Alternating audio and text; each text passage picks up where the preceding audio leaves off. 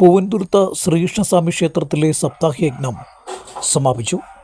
വൈശാഖ മഹോത്സവത്തിൻ്റെ ഭാഗമായി ക്ഷേത്രത്തിൽ സംഘടിപ്പിച്ച ഭാഗവത സപ്താഹയജ്ഞത്തിന് സമാപനമായി.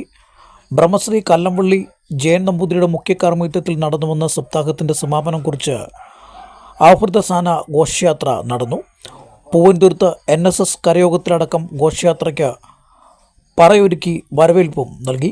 യജ്ഞാചാര്യൻ്റെ പ്രഭാഷണത്തിന് ശേഷം സപ്താഹ സമർപ്പണവും ആചാര്യദക്ഷിണയും യജ്ഞപ്രസാദ വിതരണവും നടന്നു. News bureau, Kottayam.